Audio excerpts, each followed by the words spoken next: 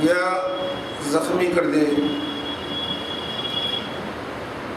ان کے لیے بھی سزا ہے۔ دنیا میں بھی رسوائی ہے، آخرت کا بھی عذاب ہے۔ اب اگر یہ ڈکیٹی کرنے والے توبہ کر لیں قبل اس کے کہ پولیس ان کو پکڑے،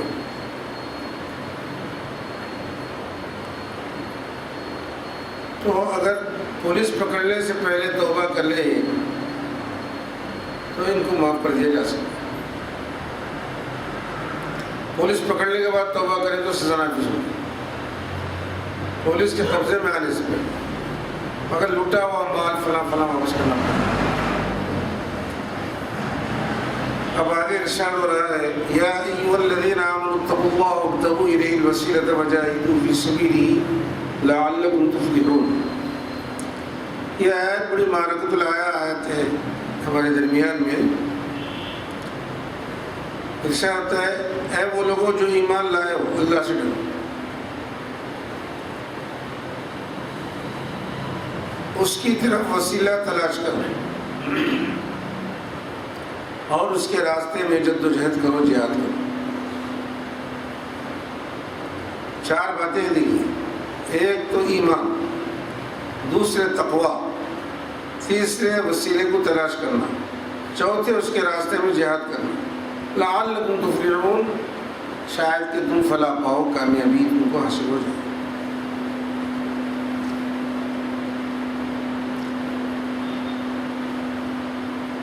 اللہ سے ڈرو کا مطلب یہ ہے اللہ کے حکم کی خلاف ورزی کرنے سے ڈرو،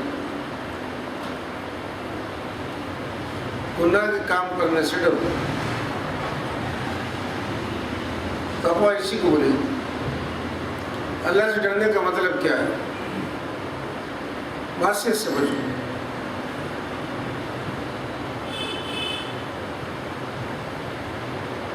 اور اللہ کے راستے میں اللہ کی طرف وسیلہ تلاش کرو۔ وسیلے کے معنی یہ ہے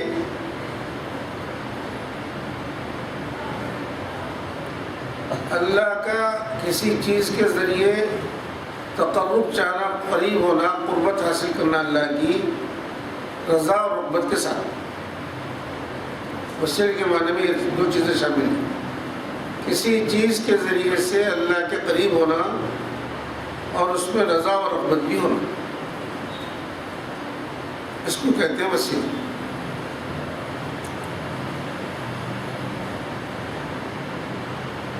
ہر آدمی دوسرے آدمی کا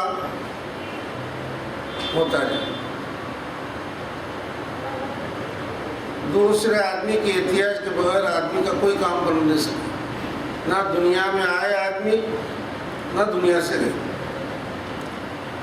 جب ولادت ہوتی ہے تو دایا کی ضرورت پڑتی ہے، ڈاکٹروں کی ضرورت پڑتی ہے، اس کی مدد کے بغیر کچھ بھی نہیں ہو سکتا۔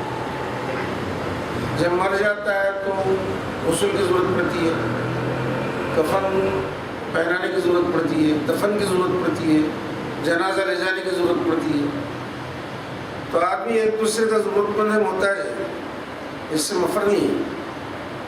اللہ کی طرف، اس کی طرف وسیلہ تلاش کرو۔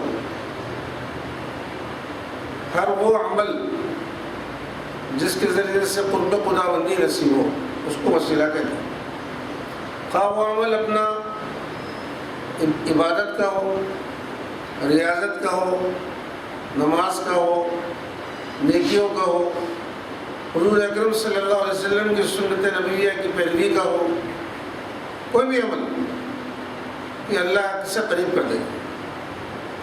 یہ فرماتے ہیں علماء کہ اتقوا اللہ میں آگے نیکیاں سب، اللہ سے ڈرو بننے کا مطلب یہ ہے نیکی کرو، معصیت چھوڑو۔ ڈرنے کا مطلب یہ ہے نا، نیکی کرو، گناہ چھوڑو، اس میں سب آگے ہیں۔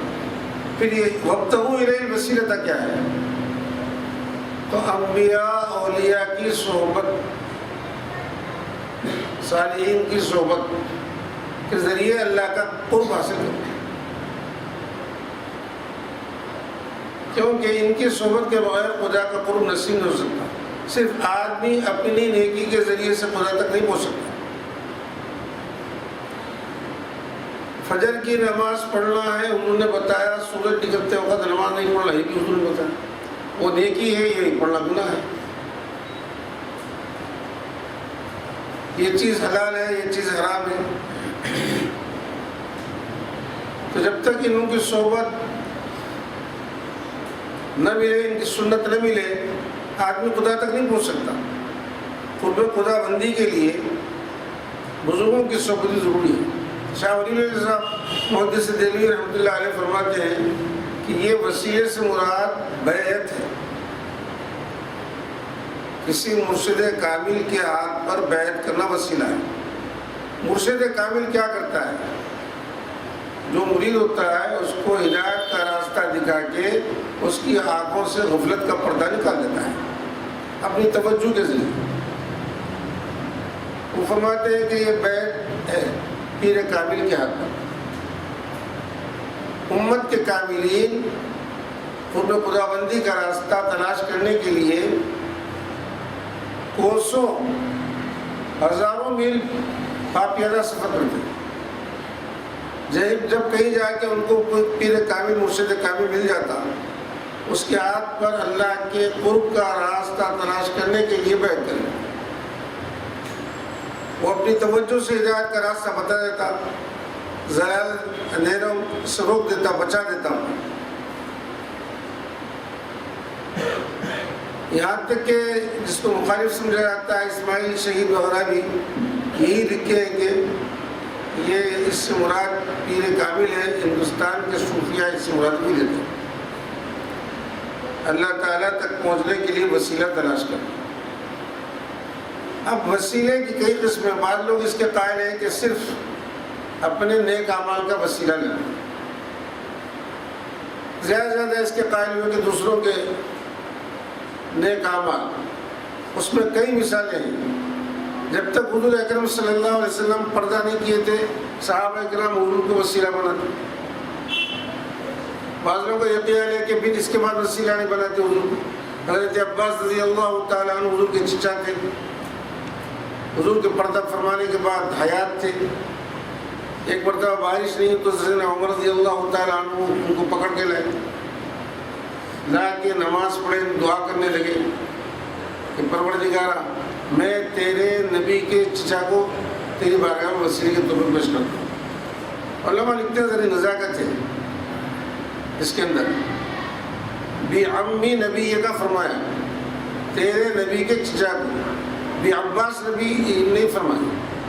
حضرت عباس کو وسیلہ بنا کے پیش کرنے فرمایا، تیرے نبی کے چچا کو فرمایا۔ تو ترک توسل نبی کا نہیں ہوا وہاں، نبی کے توسل کے ساتھ ساتھ حضرت عباس کا بھی توسل ہی۔ حضور اکرم صلی اللہ علیہ وسلم ایک نابین آیا تو بولے کہ دعا پڑھو، اللہم انی اسألک اتوجہ بنبیک، میں تیری بارگاہ میں سوال کرتا ہوں، متوجہ ہوتا ہوں تیرے نبی کے ذریعے سے۔ تو اس سے مفر نہیں ہے، اس کے بغیر ہدایت آدمی کو نہیں ملتی۔ طالب علم محتاج ہے استاد کا، دنیاوی ضرورتوں میں کاریگروں کے محتاج ہیں، ان کے بغیر ہم آگے نہیں بڑھ سکتے۔ ایک آدمی دوسرے آدمی کا ضرورت مند ہے، اللہ کا تو محتاج ہے سبھی بندے، سبھی مخلوقات، لیکن ہر آدمی دوسرے آدمی کا بھی ضرورت مند ہے۔ یہ امیر خیال نہیں کر سکتا کہ مجھے غریب کی کیا ضرورت پڑے گی، غریب خیال نہیں کر سکتا کہ مجھے امیر کی کیا ضرورت پڑے گی، انہیں بھی محتاج ہے۔ اس طرح آدمی اپنے اعضاء کا محتاج ہے کھانے کے اندر، اسی طرح ہر آدمی دوسرے آدمی کا ضرورت مند ہے، کبھی نہ کبھی اس کو اس کی ضرورت پڑتی ہے، اس کے بغیر کچھ نہیں ہوتا۔ حضرت آدم کے دو بیٹے جب ایک دوسرے کو بازی لے جانے کی فکر کرے، ایک حق پر تھا ایک ناحق پر تھا، حق پر بازی لے جانے کی حابیل نے فکر کی، قابیل نے اس کو قتل کر دیا۔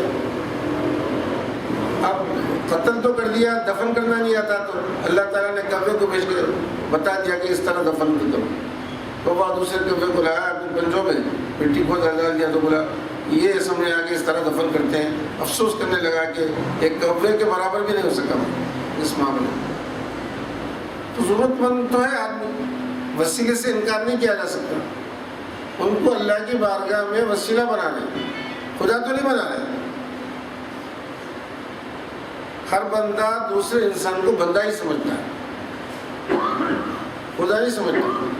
اب قرآن ایک جگہ فرمایا کہ مشرک کیا کرتے تھے, اپنے بتوں کو بولتے تھے ما نعبدهم الا ليقربونا الى اللہ, ہم ان کی عبادت نہیں کرتے بلکہ ان کو وسیلہ بنا رہے ہیں اللہ کی بارگاہ میں. مشرکوں کے بنانے میں مومن کے بنانے میں فرق ہے. مومن ایمان کے بعد اللہ کی بارگاہ میں کسی کو وسیلہ بناتا ہے. مشرک شرک رکھتے ہوئے وسیلہ بنا تو کوئی کام کا نہیں ہے اس کا. شرک سے کوئی چیز قبول نہیں ہوتی. انہیں اس کو نافع و ضار مانتا ہے. انسان کو حقیقی نافع ضار نہیں مانتا. حقیقی نفع و ضرر اللہ کے ہاتھ میں ہے, مجازی طور پر مانتا ہے. تو صوفیہ فرماتے ہیں وسیلے سے مراد پیر کامل کے ہاتھ پہ بیعت کرنا ہے تاکہ وہ ہدایت کا راستہ دکھائے, غفلت سے اس کو دور نکال دے, اندھیروں سے نکال دے اپنی توجہ کے ذریعے. وَجَاهِدُوا فِي سَبِيلِهِ لَعَلَّكُمْ تُفْلِحُونَ, اور اللہ کے راستے میں جہاد بھی کرنا ہے. جہاد اکبر بھی کرنا ہے, جہاد اصغر بھی کرنا ہے. یہ سب کچھ ہونے کے بعد بھی آدمی ہاتھ پر ہاتھ دھرا نہیں بیٹھ سکتا. کفار سے عملاً جہاد کرو اور اپنے نفس کے ساتھ جہاد کرو. اللہ کے راستے سے روکنے والی ہر وہ چیز جس سے آدمی شیطانی نغوے میں آتا ہے یا اپنے نفس کی چکر میں آتا ہے, اس سے جہاد کرنا چاہیے. اللہ کے حکم کے منافی کوئی کام آ جائے, کوئی چیز اٹھ جائے, جہاد کرو اس کے ساتھ. کبھی خواہشات نفس سے مغلوب ہو جاتا ہے آدمی, جہاد کرنا اس کے ساتھ, نفس امارہ کے ساتھ. کبھی زمین میں کو پاک و صاف کرنے کے لیے شرک و کفر سے, اللہ کی نافرمانی سے انسانوں سے لڑنا پڑنا پڑتا ہے. یہ فساد نہیں ہے, فساد فی الارض نہیں ہے, بلکہ امن کو قائم کرنا ہے. ایک امن کو اٹھانے کے لیے فساد کیا جاتا ہے, ایک امن کو قائم کرنے کے لیے لوگوں سے لڑا جاتا ہے. تو اللہ کی زمین میں اللہ کی حکومت کو نافذ اور رائج کرنے کے لیے, امن قائم کرنے کے لیے کسی سے لڑنا فساد فی الارض نہیں ہے, بلکہ وہ اصلاح ہے. کبھی اپنے نفس کے غلام بن جاتا ہے, خواہشات کا. نفس جو حکم دے اس کے مطابق کرتا ہے. قرآن کریم میں وما ابرئ نفسی ان النفس لامارۃ, انبیاء بھی فرمایا کہ ہم بھی بری نہیں اس سے. اور نفس امارہ کسے بولتے ہیں؟ امارہ امر سے ہے, حکم دینا, آرڈر دینا. سب سے زیادہ برائی کا جو حکم دے اس کو نفس امارہ بولتے ہیں. بہت زیادہ برائی کا حکم دے, قدم کرو. اللہ اور رسول کی نافرمانی سے کہتا نفس. اللہ بچائے رکھتے اس سے. اس لیے نفس کی جو قسم پتہ ہے کہ نفس امارہ, نفس لوامہ, نفس مطمئنہ. نفس مطمئنہ تو انبیاء اولیاء کو اللہ تعالیٰ عطا کرتا ہے. عام مسلمان نفس لوامہ میں بھی آ جائیں تو یہ غنیمت ہے ان کے لیے. جب بھی کوئی اللہ رسول کی نافرمانی یا خلاف سنت کوئی کام ہو جائے, نفس ملامت کرنے لگے کسی کا, یہ ملامت ہی کافی اس کے لیے, کیا آدمی سمجھ جاتا ہے اس سے. کبھی کوئی خلاف طبیعت یا خلاف زمین کوئی کام ہو جاتا ہے تو ایسا معلوم ہوتا ہے دل میں ایک کیفیت پیدا ہو جاتی ہے, ایک پیاس ہونے لگتی ہے. ایسا احساس ہوتا ہے کہ ہم سے کوئی غلطی ایسی سرزد ہو گئی ہے جس کی وجہ سے دل مطمئن نہیں. اس وقت آدمی رجوع ہو جانا, ملامت کرنے والا نفس مل جائے تو غنیمت ہے.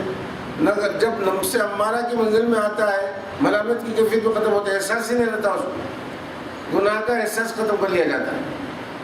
جب احساس گناہ ختم ہو جاتا ہے, آدمی برائیوں کو رائج کرنے میں جھجکتا نہیں, جرأت کے ساتھ نام رائج کرتا ہے, کیونکہ اچھائی برائی کی تمیز ختم ہو اس کے اندر. ملامت کرنے والا نفس تو رک جاتا, بھائی یہ کام اچھا نہیں ہے. نفس ملامت کرنے والا, ہمارا ضمیر اپنے اوپر خود ملامت کر رہا ہے, طبیعت انکار کر رہی ہے, احساس ہو رہا ہے کہ غلطی ہو گئی. وجاہدوا فی سبیلہ، اللہ کے راستے میں جہاد کرو. حضور اکرم صلی اللہ علیہ وسلم معرکے میں گئے تھے، سرحد پر یا کسی معرکے میں کفار سے برسر پیکار ہونے کے لیے جب جنگ ختم ہوئی تو آپ نے فرمایا رجعنا من جہاد الاصغر الى جہاد الاکبر، ہم چھوٹی جہاد سے بڑے جہاد کی طرف جا رہے ہیں. صحابہ حیرت میں پڑ گئے، بڑا جہاد تو یہی تھا کہ جان کی بازی لگا کے لڑ رہے تھے، تلواروں سے، توپوں سے، تفنگ سے ضرب لاش کھاتے تھے. یہ جنگ میں اس زمانے کی جنگ میں بڑا فرق ہے. آج کی جنگ دور سے لڑنا ہے، بٹن دبا دیا، گولی نکل گئی، کسی کو مار ڈالی یا بچ گیا اور بات، بم ڈال دیا، آبادیوں کی آبادی کو تباہ کر دیا، توپ کے گولے ڈال دیے. نزدیک جا کے لڑنا نہیں تھا، یعنی جسم بھی پھر بھی ایک مرحلے میں اطمینان ہوتا ہے کہ بہت دور ہو دشمن سے، بھی دشمن کی زد سے لگ گئی گولی تو اور بات ہے. اس زمانے کی جنگوں میں ایسا نہیں تھا، بلکہ دو بدو قریب ہو کے 2-4 قدم سے لڑتے تھے. ان کے ہاتھ میں بھی تلوار ہوتی، ان کے ہاتھ میں بھی تلوار ہوتی، جس کا وار خالی چلے گیا وہ بچ گیا اور وار لگ گیا تو گھائل ہو گیا. بالکل موت تلواروں کے سائے میں تھی. اس طرح لڑنا بڑی جگر کی بات ہے. دور سے حملہ کرنا، آدمی کا ہاتھ سے لڑنا الگ ہے، لاٹھی سے لڑنا الگ ہے. لاٹھی سے لڑنے میں اطمینان ہوتا ہے کہ دور سے مار سکتا ہے، ہاتھ سے لڑنے میں تو اپنے کو نقصان پہنچنے کا امکان رہتا ہے. تو جاہدوا فی سبیلہ، جو فرمایا کہ ہم بڑے چھوٹے جہاد سے بڑے جہاد کی طرف جا رہے ہیں. صحابہ نے فرمایا رسول اللہ جہاد اکبر کیا ہے؟ اس سے بڑھ کر جانوں کو جوخم میں ڈال کے لڑے تھے، یہ جہاد اصغر ہے تو پھر جہاد اکبر کیا ہے؟ فرمایا اپنے نفس کے ساتھ جہاد کرو. نفسی آدمی کو ملوث کر دیتا ہے. جہاد اصغر سے روکنے والا بھی نفس ہے. مت جا، کہاں جان کا پاتا، جہاد سے منہ موڑ لے، چھپ جاؤ، تم جاؤ لڑو. جیسے موسیٰ علیہ السلام کی قوم نے، بنی اسرائیل نے کہا تھا کہ موسیٰ تم تمہارا رب لا کے چڑھو، ہم نہیں لڑیں گے جا کے. ایمان کی قوت اور کیفیت آدمی کو فتح و نصرت سے کامران کرتی ہے. اس میں بزدلی اور کمزوری آدمی کو خسارے سے بھی ہمکنار کر سکتی ہے. وجاہدوا فی اللہ وجاہدوا فی سبیلہ، اس کے راستے میں جہاد کرو، اپنے نفس کے ساتھ جہاد کرو. بڑا جہاد ہے. سادی رحمہ فرما نہنگو اجتہابو، شیر نر مارا تو کیا مارا، بڑے موزی کو مارا کر نفس ہمارا کو مارا. شیر کو مارنا کمال کی بات نہیں، خواہشات نفس کو کچل دینا یہ بڑی بہادری ہے. بڑی بہادری ہے. سیدنا علی رضی اللہ تعالیٰ عنہ حضور اکرم صلی اللہ علیہ وسلم کے حکم پر پہلوان سے لڑے تھے. میں احد کے موقع پر، احد کے نہیں بلکہ جبکہ وہ خندق کو دی گئی تھی، جنگ خندق کے موقع پر، جب خندق کو پھاند کے آیا تھا، للکار آتا میرے مقابل کرنے، انہوں نے تلوار دے کر فرمایا تم لڑو. جب لڑنے لگے سیدنا علی اس کی گردن پکڑ کے نیچے گرا دی، تھوک دیا، چھوڑ کے ہٹ گئے. تو بولے قابو میں آ گیا تھا، کیوں چھوڑے آپ؟ بولے اب تک تو لڑا تھا اللہ کے راہ سے، اب منہ پہ تھوک دیا، غصہ آ جاتا آدمی تو میرے نفس کے لیے ہوتا ہے، اس لیے چھوڑ دیا. یہ بڑا جہاد. اس سے بڑھ کر جہاد کیا ہوگا؟ ایسے موقع پہ آدمی چھوڑ دے کسی. ان الذين كفروا لو ان لهم ما في الارض جميعا ومثله معه ليفتدوا به من عذاب يوم القيامه. ایک بات تو اس آیت میں اچھی طرح سمجھا دی، ایمان، تقوی اور اللہ کی طرف وسیلہ اور جہاد فی سبیل اللہ، 4 ہتھیار ہیں. یہ 4 ہتھیار کے ذریعے آدمی میدان میں اترتا ہے. اور جب تک وابتغوا الیہ الوسیلہ کی منزل پر نہ پہنچا آدمی جہاد فی سبیل اللہ میں کامیاب نہیں ہوتا. نہ نفس کے ساتھ جہاد کرتا، نہ میدان جنگ میں اتر سکتا ہے. جب تک ابتغاء الی اللہ، اللہ کی بارگاہ کی طرف تقرب حاصل نہ کرے، اس وقت حوصلہ پیدا نہیں ہوتا. دل اندھیرے میں رہتا. پیر کامل دل کی برائیوں کو، دل کے اندھیروں کو نکال دیتا ہے اپنی توجہ کے ذریعے۔ اور امت کے کاملین بڑے بڑے تلاش کیے، پہلے یہ تلاش کر کے میدان جہاد میں اترے، جب تک نہیں اترے۔ جتنے لوگ حضور کے ہاتھ پر جب تک ایمان نہیں لائے جہاد میں تو آئے نہیں۔ وابتغوا الیہ الوسیلہ، اللہ کے بارگاہ میں پہنچنے کے لیے حضور کو اپنا وسیلہ بنا کے جہاد میں اترے، جب نہیں لڑے۔ ان کو واسطے ہی کیا تھا، ابھی تو کفر کی حالت میں تھے، لڑنے کی کیا ضرورت تھی؟ آتے بھی تو کفر کی طرف سے آتے، حضور کا وسیلہ مل گیا تو اب ایمان والوں کی طرف سے آئیں، ایمان کے ذریعے اٹھو۔ اتقوا اللہ، اللہ سے ڈرو۔ کتنا ڈرو؟ کیا پیمانہ ہے اللہ سے ڈرنے کا؟ اللہ انسان کو بنایا ہے، زندگی دیا ہے، اسباب مہیا کیا ہے، جینے کا سلیقہ عطا کیا ہے، آخر کتنا ڈرنا آدمی؟ قرآن نے واضح طور پر فرما دیا فاتقوا اللہ ما استطعتم، اپنی استطاعت کے مطابق ہی اللہ سے ڈرو۔ جتنی قوت طاقت اتنی ڈرو، قوت طاقت سے زیادہ ڈرنے کی ضرورت نہیں ہے، نہ ڈر سکتا ہے۔ تم میں جتنی قوت ہے اتنی ڈرو اللہ سے۔ آدمی اپنی استطاعت قوت کے مطابق ڈر گیا، اب اس کے بعد قوت تو ہے ہی نہیں ڈرنے کی، تو کامیاب ہوگا۔ معصیت چھوٹ جاتی، اطاعت فرمانبرداری اس کے پاس آتی، اللہ رسول کے منشا کے خلاف قدم نہیں بڑھتے اس سے، اپنی استطاعت کے مطابق ہی ڈرتے رہو اللہ سے۔ اب بنی اسرائیل کو الزام تھا ہم پیغمبروں کی اولاد ہیں، پہلے تو عذاب آئے گا ہی نہیں، وہاں اگر آ بھی گیا تھوڑا بہت ہوگا، اس کے بعد چھوٹ جائیں گے۔ دوسرے کو گھومنے لیتے ہیں کہ بہت ساری دنیا میں مال زر ہے، دفینے ہیں، خزائن ہیں۔ ان الذین کفروا لو ان لهم، جن لوگوں نے کفر کیا ہے اگر ان کو وہ تمام چیزوں کے مالک بھی ہو جائیں جو زمین میں، زمین اور اس کے تمام نعمتوں کے مالک بھی ہو جائیں، یا اتنا اور ان کو مل جائے جتنا زمین میں اللہ نے مال و زر رکھا ہے، دفینے خزانے رکھے ہیں، اتنا اور بھی ان کو مل جائے، تو وہ بارگاہ الہی میں جب کوئی چھوٹنے کا راستہ نہیں رہے گا تو وہ امید یہ آرزو کریں گے اگر اتنی دولت ہم دیں گے یفتدوا بہ من عذاب یوم القیامہ، ہم دولت دے کے چھوٹ جائیں گے، وہاں تھوڑا مال دیں گے چھوٹ جائیں گے۔ وہ دنیا پر قیاس کر لیا، آخرت کو جس دنیا میں مال و زر دیکھ کے آدمی نکل جاتا ہے، وہاں تو نہیں نکل سکے گا۔ اگر وہ سب بھی دے دیا جائے اور اتنا اور دیا جائے تاکہ وہ فدیہ دے کے اپنی جان کا عذاب الہی سے قیامت کے دن چھٹکارا حاصل کرے، تو قرآن کہتا ہے ما تقبل منہم، ان کا کوئی مال و زر قبول نہیں کیا جائے گا، وَلَهُمْ عَذَابٌ أَلِيمٌ، ان کے لیے تو دردناک عذاب ہے۔ پہلے تو میدان قیامت میں سونا اور چاندی اور روپیہ نہیں چلے گا، بیکار ہے۔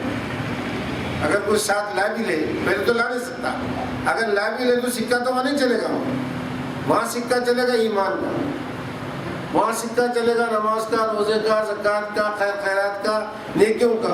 برائیوں کا سکہ تو نہیں چلے گا، تو مال و زر کہاں چلے گا؟ وہاں تو نہیں چلے گا۔ اگر قرآن برائے سب بھی ہو جائے ان کو اور اتنی اور دولت بھی دی جائے تو وہ آرزو کریں گے کہ ہم چھوٹ جائیں گے، قرآن بولتا ہے ہرگز نہیں چھوٹ سکے، قبول نہیں کیا جائے گا۔ یریدون ان یخرجوا من النار وما هم بخارجین منها،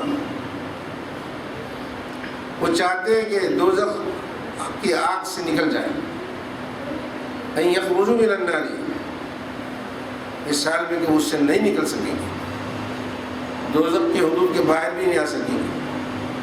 وَلَهُمْ عَذَابٌ مُقِيمٌ، ان کے لیے باقی رہنے والا عذاب ہے، دائمی عذاب ہے، چھٹکارے کی کوئی صورت نہیں، دائمی مقیم قائم رہنے والا عذاب۔ کفار کے لیے نجات کی کوئی صورت نہیں۔ ایمان کی چنگاری ذرہ رائی کے برابر بھی کسی کے دل میں ایمان ہے، اللہ تعالیٰ اس کو گناہوں کی سزا دے تو تب بھی نکلنے کی اس کی امید، اس ایمان کی وجہ سے۔ سوئی کے علاقے کے برابر بھی ایمان کسی کے پاس، حضور اکرم صلی اللہ علیہ وسلم کھینچ کے لائے دوزخ سے۔ جہاں ایمانی نہیں کفر ہے تو اس کو دائمی عذاب سے باقی رہنے والا عذاب۔ ایک 3 آیتیں بیچ میں آ گئی تھی، اب پھر اس کے بعد ایک حدود کی آیت آ رہی ہے، والسارق والسارقۃ فاقطعوا ایدیہما جزاء بما کسبا نکالا من اللہ واللہ عزیز۔ چوری کرنے والے مرد اور چوری کرنے والی عورت کے ہاتھ کاٹ دو. اگر کوئی چوری کیا ہے تو اس کا سیدھے ہاتھ گھٹوں سے کاٹ دینا. ڈکیٹی اور قتل میں تو خالی ڈکیٹی میں ایک پیر ایک ہاتھ کاٹنا تھا, سیدھا پیر بایاں الٹا گھٹنے کی طرف سے کاٹ دینا ادھر. اب یہاں چوری کے لیے دیکھیے پہلے 4 حدیں بیان کی تھی, حد بولتے ہیں جس میں سزا اللہ کی طرف سے نافذ ہو. حد ہے, قتل میں ہے حد, قصاص, ڈکیٹی میں ہے قتل اور ڈکیٹی میں ہے, اور کسی کو زخمی کر دینا. شراب میں بھی حد ہے, شراب پینے والے کو بھی کچھ کوڑے مارنا ہے, 80 کوڑے لگانا ہے. پاک باز عورت پر تہمت لگانے والے کو بھی حد قذف لگانا ہے, 80 کوڑے لگانا ہے. اور چوری کرنے والے مرد و عورت کو بھی ہاتھ کاٹ دینا ہے. والسارق والسارقۃ فاقطعوا ایدیہما, ان کے ہاتھ کیوں کاٹے؟ جزاء, ان کے اس عمل کے بدلے میں جو انہوں نے عمل کیا تھا اس کے بدلے میں, بما کا سبا, جو کچھ کیا تھا کمائی تھی انہوں نے, نکالا من اللہ. 2 باتیں نشان ہوئے, یہ سزا اس لیے رکھی گئی تاکہ دیکھنے والوں کو عبرت ہو جائے اللہ کی طرف سے. نکالا من اللہ, جزاء بما کا سبا الگ ہے, نکالا من اللہ الگ. جزاء بما کا سبا ان کے اس کرتوتوں کی بنیاد پر ان کا ہاتھ کاٹ دینا. نکالا من اللہ یہ عبرت ناک سزا ہے اللہ کی طرف سے. تو وہاں اتنے بیان کے یہاں ایک آ گیا چوری کرنے والے کو جاری کرنا ہے. اب آپ دیکھیے معاشرے میں یہ کہتے ہیں کہ چوری بڑی بس میں ہاتھ کاٹ دینا بڑی سخت سزا ہے. اسلام میں بہت سخت سزا رکھا ہے, لہٰذا اس کو تخفیف کر دینا. لیکن اللہ تعالیٰ 2 باتیں فرما رہے ہیں. اللہ تعالیٰ قدرت والے بھی ہیں, عزیز غالب ہے سب کے اوپر, حکیم حکمت والے بھی ہیں. وہ سزا جو نافذ کی ہے اپنی حکمت سے نافذ کی ہیں. ان کی حکمت جس بات کی مقتضی ہوئی اس کی وجہ سے سزا نافذ کی ہیں, یوں ہی بیکار نہیں کی ہیں. تھوڑا سا فرق یہ ہے کہ چوری کے معاملے میں مرد کا ذکر پہلے والسارق, عورت کا ذکر بعد میں والسارقۃ. زنا کے معاملے میں عورت کا ذکر پہلے الزانیۃ, مرد کا ذکر بعد میں والزانی. یہاں ایسا کیوں رکھا گیا؟ وہ بھی حد جاری ہوگی اس میں بھی حد جاری ہوگی. تو فرمایا مرد کو اللہ تعالیٰ تمہارا طاقتور بنایا تھا محنت کر کے کمانے کے واسطے, چوری کی تو پہلے اس کا ہاتھ کر. عورت میں بنسبت مرد کے یہ جذبہ کم ہوتا ہے چوری. گرچہ کے ہاتھ میں بہت ساری عورتیں نکل گئی مرد کے مقابلے میں, اخباریں پڑھتے رہتے ہیں فلاں دکان میں گھس کے چوری کر لی. طرفہ تماشا یہ کہ مسلمانوں کے پاس حجاب ہے, پردہ ہے, برقع ہے, غیر مسلموں کے پاس نہیں ہے. تو اب یہ کمیونٹی کو بدنام کرنے کے لیے برقع پہن کے غیر مسلم بھی چوری کریں تاکہ چوری کیا ہوا ہمارے برقع میں چھوٹ جائے. مسلمان عورتیں بھی کرتی ہوں گی لیکن غیر مسلم بھی اس سے نفع اٹھا رہے ہیں. جب پکڑے گئے تو غیر مسلم بھی کرے, تو اس لیے مرد کو پہلے رکھا. زنا میں اللہ تعالیٰ نے عورت کی حفاظت کے بہت سارے ذرائع رکھے. شرم و حیا اس کے اوپر ڈال دیا. عورت میں حیا کا پہلو غالب رہتا ہے. اس کے باوجود اگر زنا کرتی ہے تو معاشرے میں سب سے گری ہوئی حرکت ہے, اس لیے اس کو پہلے رکھے ہوئے. سب حفاظت کے انتظامات کرنے کے بعد بھی تو نے ایسا عمل کیا ہے اس لیے وہاں پہلے رکھے. اور مرد کو قوت, طاقت, محنت کی صلاحیت ادا کرنے کے بعد چوری کی ہے تو اس کو پہلے رکھے.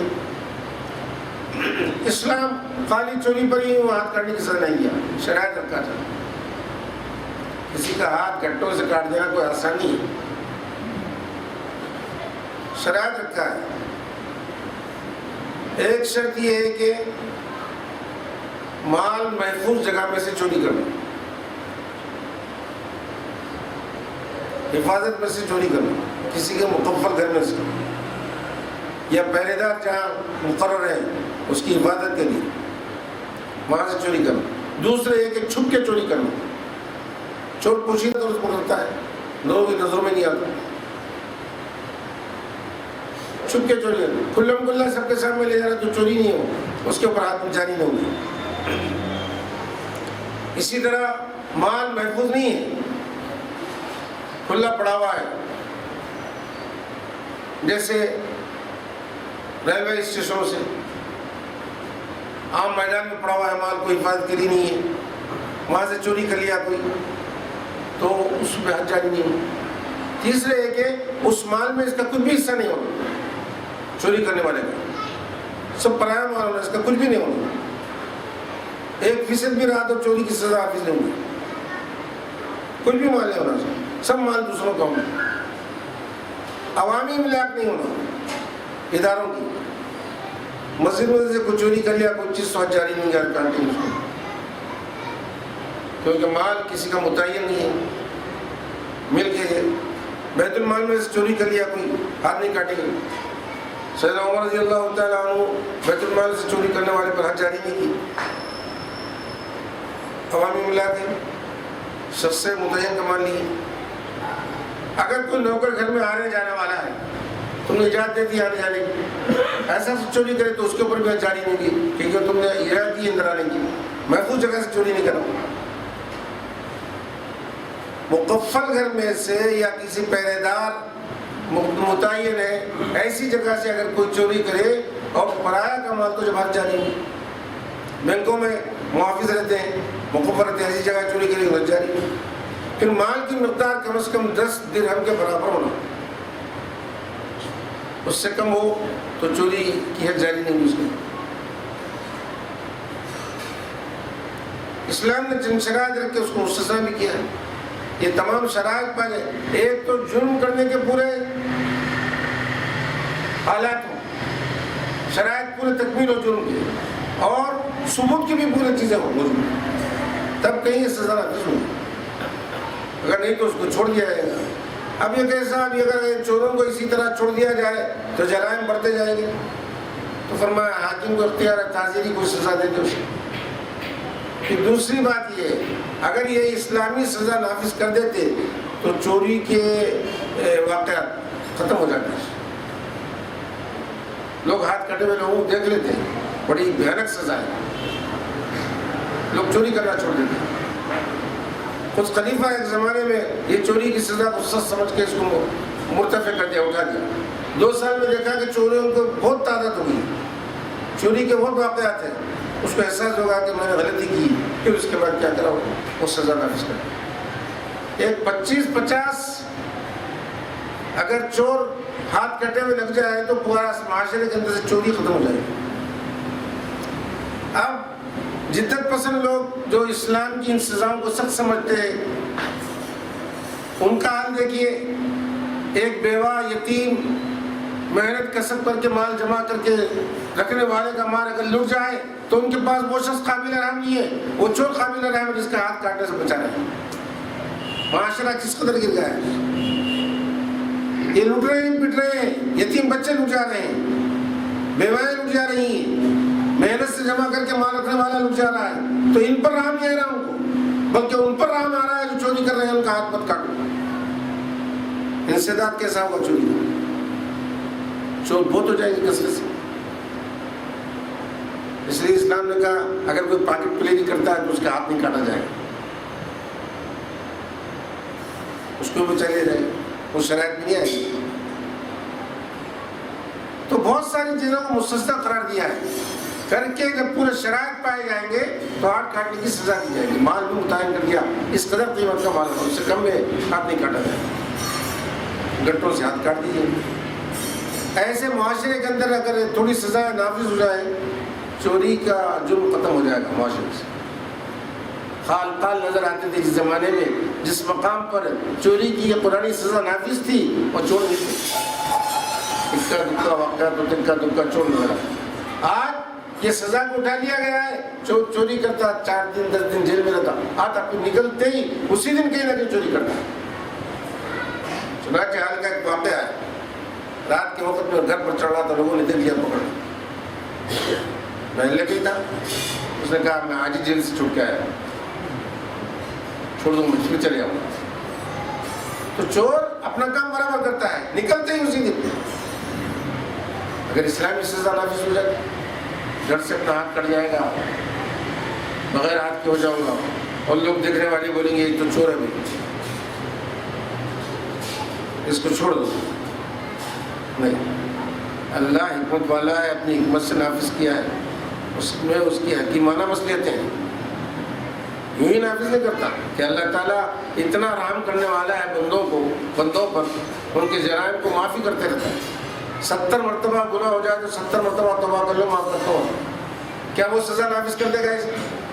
اس کی حکمت ہے. یہ معاشرے کے اندر لوگوں کو امن و چین سے رہنے دینے کے لیے ایسے حالات پیدا کرنا، معاشرے سے امن اڑ جائے گا، لوگ اپنے کو آپ محفوظ نہیں سمجھ سکتے. اس لیے چور کی جو سزا ہے وہ اسلامی جو سزا ہے قرآن کریم کی، وہ بہت مناسب سزا ہے. نافذ کر کے دیکھو کسی معاشرے میں چور ختم ہو جائے گا، محنت پر آمادہ ہو جائے گا. اس سے وہ کہے گا کہاں چلے گا، دوسرا بھی چلے گا، آج سیدھا کا کل باہر چلے جاتا. کبھی کبھی آپ کو 2 ہاتھ کٹے ہوئے بھی نظر آتے ہیں یہاں، کم تو کبھی کبھی حج کے موقع پر ایسا ہوتا ہے، دیکھنے میں آتے ہیں، کیونکہ وہ سزا نافذ ہے. البتہ یہ فرمانا فمن تاب من بعد ذلک ظلمہ واصلح، اگر کوئی توبہ کر دے اس ظلم کے بعد، چوری کے ظلم کے بعد کوئی توبہ کر لے اور اصلاح کر لے تو اللہ تعالیٰ آپ کو توبہ پائے گا، معاف کرنے والا پائے گا. اب یہ فرما رہے ہیں دیکھو اگر چور چوری کر کے توبہ کر لے تو سزا اٹھا دی نہیں جائے گی، اس سے ہاتھ تو کاٹ دیا جائے گا اس کو. دونوں میں فرق ہے. پہلے کی سزاؤں میں یہاں میں وہاں اگر پولیس کے قبضے میں آنے سے پہلے توبہ کر لیا ڈکیٹی کرنے والا تو اس کو چھوڑ دیا جائے گا، ہاتھ پیر نہیں کاٹے جائے گا. یہاں اگر پولیس کے قبضے میں آنے سے پہلے توبہ بھی کیا تو پکڑ کے ہاتھ کاٹ دیا جائے گا. پھر توبہ کرانا، پھر اللہ معاف کر دو بولا، آخرت میں جو سزا ہے اس کو معاف کر دیا. دنیا کی سزا تو نافذ ہو جائے گی، جرم کی سزا تو اللہ دیں گے نا آخرت میں، دنیا کے علاوہ ہے. تو اگر دنیا میں سب کا قصہ ہو جائے تو مشکل ہے بعض چیزوں کو دنیا میں ختم کر دینا.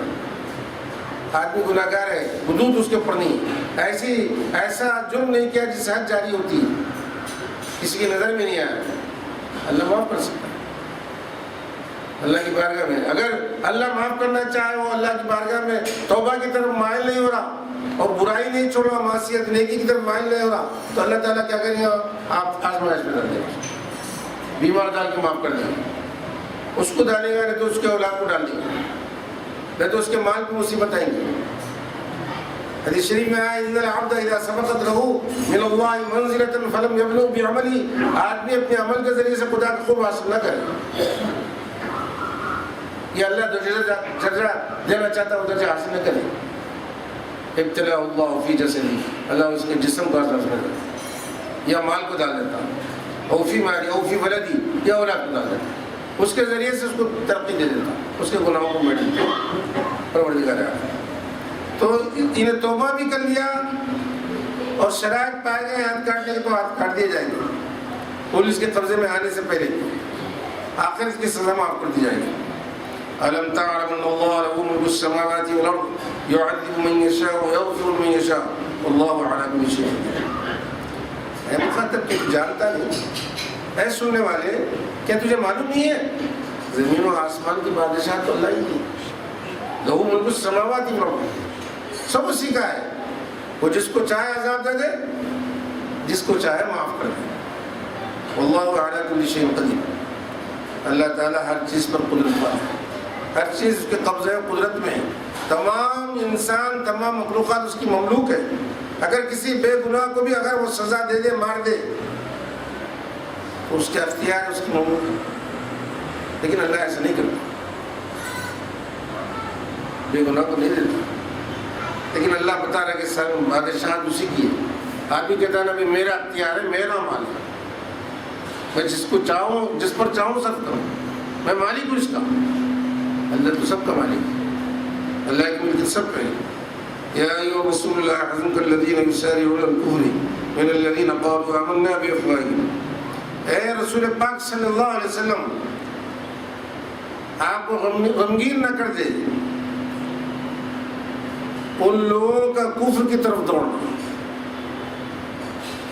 کفر میں دوڑ رہے ہیں، ان کا یہ دوڑنا، یہ سبقت کرنا، یہ بازی لے جانا آپ کو غمگین نہ کر دے.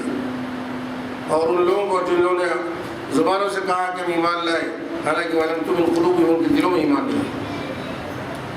اور وَمِنَ الَّذِينَ هَادُوا، جو لوگ یہودی ہیں، باوجود توریت کے وہ توریت پر عمل نہیں کرتے، ان کا عمل نہیں کرنا، یہودیوں کا اپنی توریت کو چھوڑ کر اس کے خلاف عمل کرنا آپ کو غمگین نہ کرنا. ایسا تو ہوا ہے. سماعون للکذب سماعون لقوم آخرین، وہ لوگ کیا کرتے تھے؟ جاسوسی کرتے تھے جھوٹ کے لیے. سماعون لقوم آخرین، وہ کیوں کرتے تھے؟ دوسروں کے لیے جاسوسی کرتے تھے. ایسے لوگوں کے لیے لم یاتو کا جو آپس نہیں آتے ہیں، اور یحرفون الکلم من بعد مواضعہ، اللہ کی باتوں کو اس کے مقام سے ہٹا کے دوسری جگہ رکھتے تھے. یقولون ان اوتیتم، اور آپس بیٹھتے ہیں کسی چیز کے دریافت کرنے کے لیے، اور ان سے کہتے ہیں اگر آپ کو یہ بول دے تو لے لو، اور اگر ہم جو چاہ رہے ہیں وہ نہ بولیں تو پھر ان کی بات نہیں مانو. بات یہ ہوئی تھی، نجران کے ایک مرد و عورت یہودی بدکاری مبتلا ہو، بڑے گھرانے کے تھے، تو ان پہ اب سنسار کرنے کی سزا نہیں نافذ کر رہے تھے اور بہت سخت سمجھ رہے تھے. انہوں نے کہا کہ نجران کے دونوں کو حضور کے پاس بھیج دو، وہ کیا بولتے ہیں دریافت کرو ان سے، اور سمجھا کہ بھائی اگر وہ سنسار بولے تو ان کو خون کرو فیصلے، اور اس سے کم بولے ہم جو بولے کوڑے وڑوں کی سزا تو قبول کر دینا. چنانچہ وہ دونوں کو بھیجے. یہاں کے یہودی لے کے آئے کافر اشر جو رئیس المنافقین حضور کے پاس. تب تک کہ رجم کی آیت نہیں آئی تھی. اسی کو جبریل علیہ السلام نے کہا کہ رسول اللہ ان کو رجم کر دینا، شادی شدہ عورت مرد ہے. انہوں نے فرمایا کہ ان سنگ ساتھ رکھو. تو بولے یہ کیسے ہو سکتا ہے، یہ نہیں ہوا. انہوں نے فرمایا اچھا ٹھہرو. جبریل علیہ السلام فرمایا کہ یہودیوں میں ایک عالم تھا اسمعی. انہوں نے فرمایا یہودیوں سے وہ اسمعی کے متعلق تمہارا کیا خیال ہے؟ تو بولے پوری زمین پر اسمعی سے بڑا عالم نہیں ہے توریت کا، بہت بڑا عالم نجران میں تھا. بولا اس کو، وہ آ گیا. اس کو تو معلوم تھا سارا قصہ کہ یہ سنسار نہیں کر رہے، یہ چاہتے کوڑوں کی سزا ہونا. یہ خود وہاں رہ کے نافذ نہیں کر سکتا، چھپا دیا تھا. وہ حضور آتے اس کو قسم دے دی، اس ذات کی قسم جس نے موسیٰ علیہ السلام کو دریا سے پار نکال دیا اور فرعون کو غرق کر دیا، تو سچ بچا. توریت میں یہ شادی شدہ مرد و عورت بدکاری کرنے کی کیا سزا ہے، سچ بتا. اب انہیں قسم دے دی حضور، انہیں کہا حضور کا روح طاری ہوگا. اس نے کر دیا صاحب توریت میں سنسار کرنے کی سزا. اب یہودی کافی کریں گے پورے، یہ کیا کر دیا تو اسمعی. تو بولے حضور مجھے قسم دے دی تھی، مجھ پر ایسا روح طاری ہوا، میں سچ بتایا بغیر نہیں رہ سکتا. چنانچہ مسجد نبوی کے دروازے کے سامنے سنسار کر دیا. وہ لوگ یہ سمجھا کے بولتے تھے یقولون ان اوتیتم هذا فخذوه، اگر تم کو یہ ایسا حکم دے سنسار کرنے کے علاوہ کوڑے لگانے کو قبول کرو، اگر اس کے خلاف دے تو نہیں کرنا، چھوڑ دو. ومن يريد الله فتنته فلن تملك له من الله شيئا. اللہ تعالیٰ جس کو آزمانے کا ارادہ کر لیتے ہیں، کون ہے جو اس کی قدرت سے چھڑا سکے؟ کوئی چیز روک نہیں سکتی. جس کو بچانا چاہے کوئی چیز ضائع نہیں کر سکتی، نقصان تک نہیں پہنچا سکتی. ایک چوٹی بھی نہیں کر سکتی اللہ کے ارادے کے بغیر. اور اللہ کسی کو مبتلا کرنا چاہے تو بڑے سے بڑے طاقتور بھی کوئی روک نہیں سکتا. اولئک الذین لم یرد اللہ ان یطہر قلوبهم لهم فی الدنیا خزی ولهم فی الآخرۃ عذاب عظیم. یہ وہی لوگ ہیں جس کے متعلق اللہ نے ان کو قلوب کو پاک کرنے کا ارادہ ہی نہیں کیا. اللہ نہیں چاہتا تھا کہ ان کے قلب کو پاک کرے. لهم فی الدنیا خزی، ان کے لیے تو دنیا میں رسوائی ہے، ولهم فی الآخرۃ عذاب عظیم، اور ان کے لیے آخرت میں بڑا عذاب ہے، بہت بڑا عذاب ہے. توریت کو دیکھتے تھے، احکام معلوم تھے، اس کے اوپر عمل نہیں کرتے تھے، اور یحرفون الکلم تعریف کرتے تھے. اللہ جو حکم دیا اس کو ہٹا دیتے. آنے والوں سے پوچھتے تھے تم چاہتے کیا ہے؟ بھائی ہم کو تو یہ ہونا، اللہ ان پیسے لاؤ ہی لیتے. سماعون للکذب اکارون للسحت. وہ جاسوسی کرتے ہیں جھٹلانے کے لیے، جھوٹ کے لیے. اکالون للسحت اور حرام مال کھاتے ہیں. اکالون کھانے والے، بہت کھانے والے. للسحت، سحت کا اصل میں معنی ہلاک، تباہ برباد کرنے کا. حرام مال انسان کو تباہ برباد کر دیتا ہے. یتیموں کا مال کھا لینا حرام آدمی کو تباہ برباد کر دیتا ہے. کسی کا ناحق مال کھا لینا آدمی کو ہلاک کر دیتا ہے. اس لیے کہا اکالون للسحت، ایسا مال کھاتے ہیں جو ہلاک کر دیتے. فَإِن جَاءُوكَ فَاحْكُم بَيْنَهُمْ، اگر وہ آئے آپ پاس، فَاحْكُم بَيْنَهُمْ، آپ تصفیہ کریں ان کے درمیان، آپ اختیار. اور عارض عنہم، یا آپ اپنے چہرے اندر ان سے پھیر لیں تو بھی آپ کو اختیار ہے. حضور کو اللہ تعالیٰ فرمائے اے میرے محبوب، چاہے تو آپ تصفیہ کر دیجیے، چاہے تو مت کیجیے، آپ کے اختیار ہے. وَإِن تُعْرِضْ عَنْهُمْ، اگر آپ اعراض کر لیں ان سے، اپنا رخ ور پھیر لیں، فَلَن يَضُرُّوكَ شَيْئًا، کچھ بھی آپ کو نقصان نہیں پہنچا سکتا. وَإِنْ حَكَمْتَ فَاحْكُم بَيْنَهُمْ، اگر آپ میرے محبوب آپ تصفیہ کریں ان کے درمیان تو انصاف کیجیے.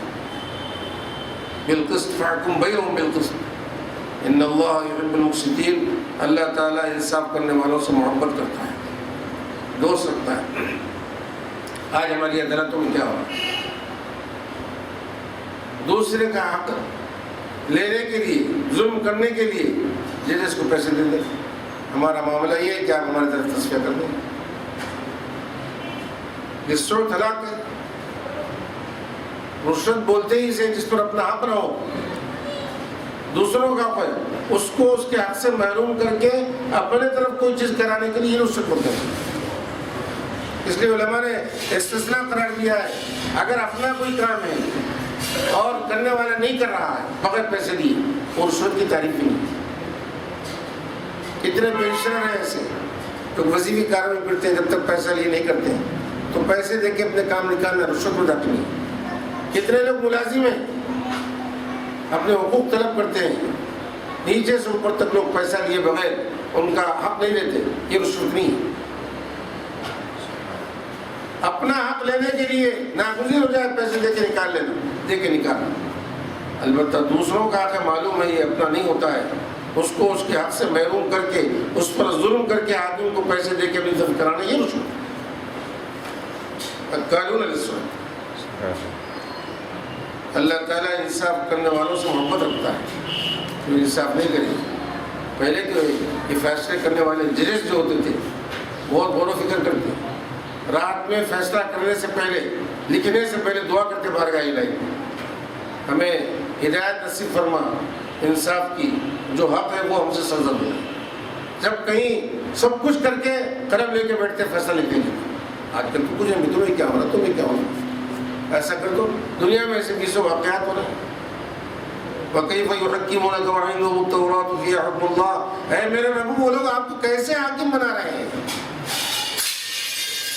انصاف کرنے کے لیے آپ پاس کیوں آ رہے ہیں جبکہ ان کے پاس توریت ہے جس میں اللہ کا حکم ہے.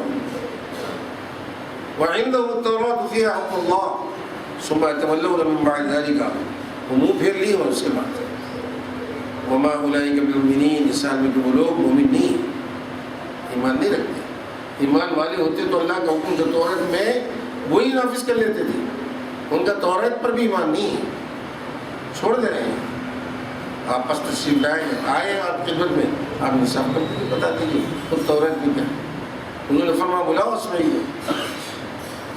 جبریل علیہ السلام فرمایا کہ علیہ السلام ان کو بلائیے. اسماعیل انہوں نے فرمایا وہ گورا چٹا جس کی آنکھ میں روشنی ہے، وہ اسماعیل جو بڑے عالم تھے اس کے، وہ بہت گورے بھی تھے، ان کی ایک آنکھ ضائع ہو گئی. انہوں نے یہ علامت بتا کے بولا، انہوں نے چوک وہ تو بڑے عالم تھے، بلاؤ.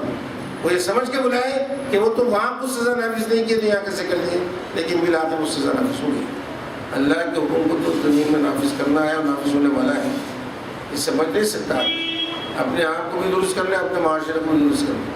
یہ احکام دیے جا رہے ہیں اسی لیے کہ آدمی معاشیت الہی سے بچے، امر الہی کو اختیار کرے، گناہوں سے بچ جائے، اطاعت رسول، اطاعت الہی کی طرف اس کا جذبہ ایسا ہو کہ وہ تقرب اللہ کا باعث بن جائے، اللہ کے قریب چلے جائے. وسیلہ دنیا میں ہم جو لیتے ہیں، اعمال کا بھی لیتے ہیں، صالحین کا بھی لیتے ہیں. فلاں کی وجہ سے ہمارے گناہ معاف ہوں، فلاں کی وجہ سے مصیبت دور کر جائے، یہ تیری بارگاہ میں مقرب بندے ہیں، خدا بنا کے پیش نہیں کر رہے، عبد خدا بنا کے پیش کر رہے اللہ کو، ہے بنے وہ یہ عبد خدا ہے، تیرا محبوب بندہ ہے، اس کے وسیلے سے گناہ معاف ہوا، اس کے وسیلے سے ہمارا کام بنا دے۔ یہ تیری بارگاہ میں بڑے مقرب لوگ ہیں، ہم کو ہدایت کا تیرے قرب کا راستہ بتاتے ہیں، غفلت کے پردے ہٹا دیتے ہیں۔ صلی اللہ تعالی وسلم علی سیدنا محمد وعلی آلہ وصحبہ اجمعین والحمد للہ۔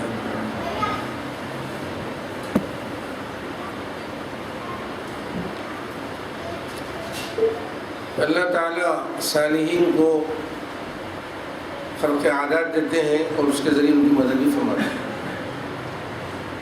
اور کبھی کبھی ایسا ہوتا ہے یہ لوگ کسی وجہ سے خرق عادات سے ظاہر ہو تو پردہ کر لیتے ہیں، پھر اس کے بعد مخلوق میں باقی میں رہنے کی آرزو نہیں ہوتی، چلے جاتے ہیں۔ میں ایک مختصر قصہ سنا دیتا ہوں۔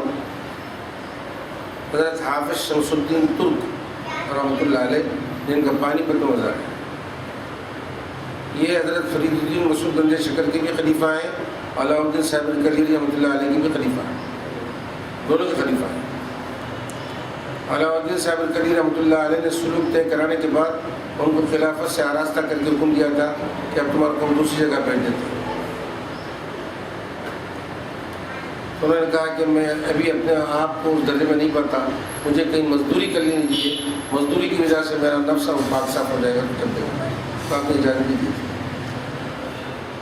جب آپ کو پانی پت بھیجا گیا، وہاں کے علاقے کا انچارج بنا کے، جیسے ہمارے پاس دنیا میں گورنر ہوتے ہیں نا، علاقے کے انچارج ہوتے ہیں، نگہبان ہوتے ہیں، اس طرح باطنی روحانی طور پر بھی یہ اولیاء اللہ ایک ایک علاقے کے انچارج ہوتے ہیں، اور بڑی قوت و طاقت ہوتی ہے۔ تو جب حافظ شمس الدین ترک پانی پتی رحمۃ اللہ علیہ پانی پت میں پہنچے تھے تو پہلے سے وہاں شرف الدین گو علی قلندر رحمۃ اللہ علیہ موجود تھے، وہ بھی بڑے درجے کے بندے، اور وہاں ایک اونچے مقام پر شہداء کا مزار آتا ہے، بلند شہداء کے نام سے۔ تو شمس الدین پانی پتی جب تشریف لائے تو پانی پت میں، تو دیکھیں کہ یہ علاقہ تو مجھے سونپا گیا ہے، پہلے سے انہوں موجود ہے، یہ کیسے ہو سکتا ہے؟ تو انہوں کیا کرے، ان کے خادم کے ذریعے سے ایک پیالے میں دودھ بھر کے بھیجے کہ شرف الدین کو علی قلندر کو پیش کرو۔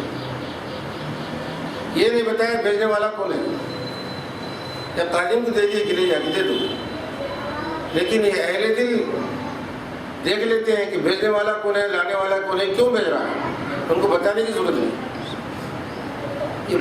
آیا جب دودھ کا پیالہ بھرا ہوا تو وہ غور کرے، غور کرنے کے بعد ایک گلاب کا پھول ڈال کے بھیج دیا واپس۔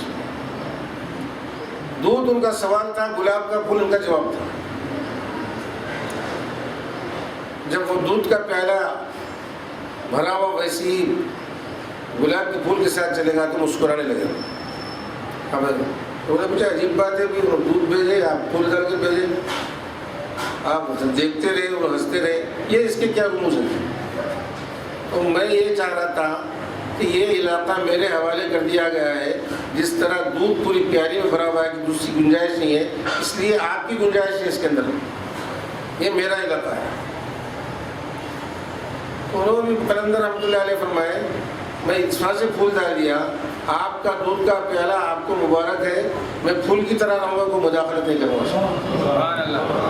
آپ کی حکومت میں کوئی مداخلت نہیں کروں گا، آپ کی ولایت اپنی جگہ۔ باہر آگے یہ غیاث الدین بلبن کا زمانہ تھا، اس وقت سورشوں کو مختلف انہیں بیٹھتے پھر رہا تھا، 2 سال ہوگا وہ قلعے کو فتح نہیں ہو رہا تھا۔ ایک دن آندھی چلی، خیمے اکھڑ گئے اور روشنی سے بجھ گئی۔ ان کے شاہی مطبخ کا جو پانی پلانے والا تھا بشتی، وہ تہجد گزار ہوتے تھے بادشاہ اس زمانے، اس کا وقت آیا تو بولے پانی نہیں ملا، ہر جگہ برف جمی تھی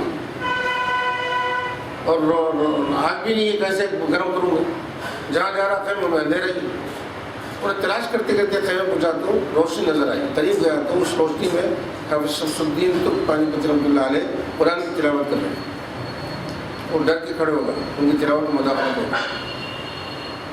خود بخود آپ نے نگاہ اٹھا کے دیکھی ایک آدمی کھڑا، بھائی کیوں کھڑے ہوئے ہیں اس آندھی طوفان میں، اندر آ جاؤ خیمے میں میرے. بولا تعارف کرایا کہ میں شاہی مطبخ کا بھیجتی ہوں، بادشاہ کو نماز پڑھنا ہے، وضو کے لیے پانی نہیں ہے اور آپ کو گرم کرنا ہے، آگ نہیں ہے. بولے لے جاؤ اس میں سے، یہ لکڑی جلا کے چلے گا وہ. لیکن وہ سوچتا رہا کہ اس آندھی طوفان میں کسی کا چراغ نہیں، ان کا چراغ کیسے کرنا. تجسس میں آ گیا، پانی تو گرم کر کے دے دیا اس نے. اب دوسرے دن سے ان کا پیچھا کیا، آ کے دیکھا تو خیمے میں موجود نہیں تھے. ادھر ادھر تلاش کیا نہیں کیا، آخر میں وہ پانی لے جاؤں گا بول کے تالاب پہ گیا تو وہاں وضو کر رہے تھے، دور ہٹ کے بیٹھا. وضو کرنے کے بعد انہیں جا کے وہیں سے پانی لیا تو گرم گرم پانی تھا، جبکہ وہ برف جمی ہوئی. تو بولا یہ کوئی شخص ہے، اب بڑی شخصیت معلوم ہو رہا ہے.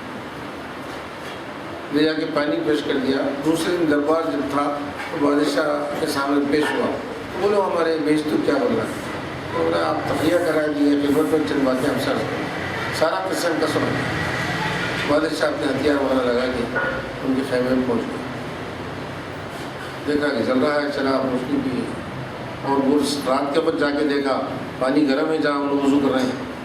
ان کے وضو کرنے کی برکت سے وہاں کا پانی گرم ہوا جہاں مرے چلا.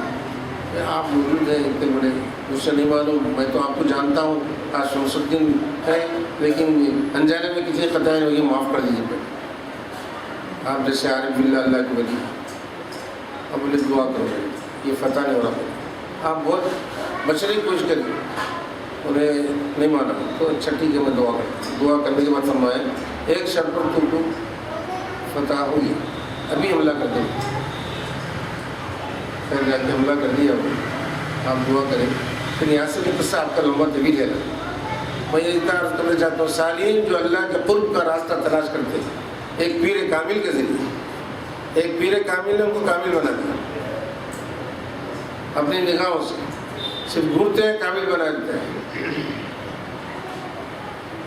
ایک ایسی مخلوق بھی ہے جو انڈے بھی نہیں دیتی، بچے بھی نہیں جلتے،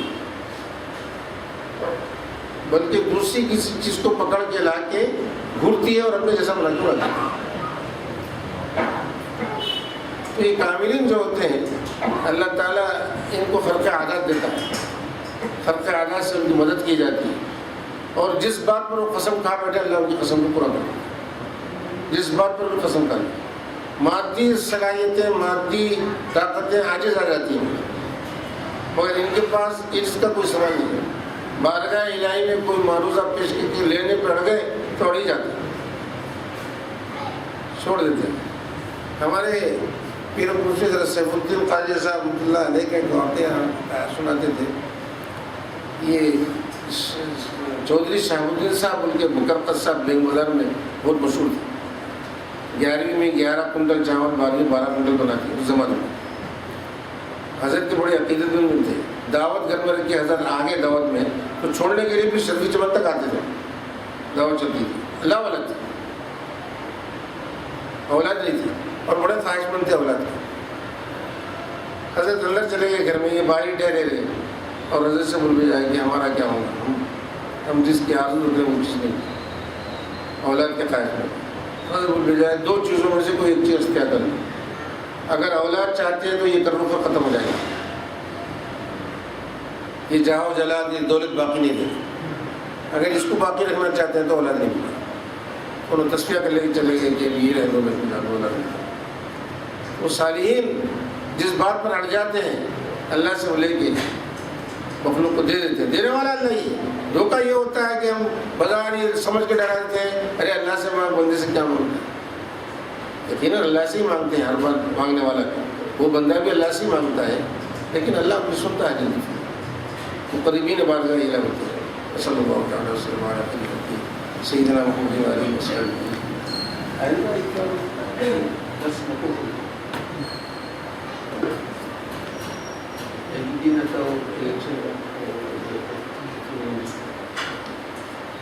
شرفی چمن میں عرس بھی ہے اور الیکشن کے نتائج بھی ڈکلیئر ہونے ہمارے پاس کچھ نظر آ جاتے ہیں تو آئندہ ایک درس موقوف ہے.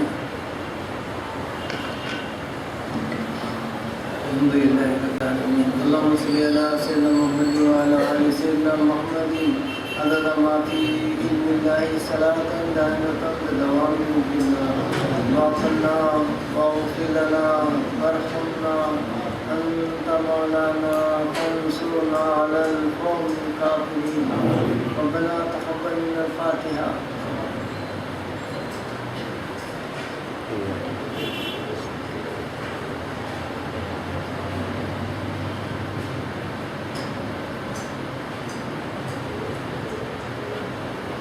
اللهم اغفر للمؤمنين والمؤمنات والمسلمين والمسلمات الأحياء منهم والأموات إنك سميع قريب مجيب الدعوات. إن الله وملائكته يصلون على النبي يا أيها الذين آمنوا صلوا عليه وسلموا تسليما.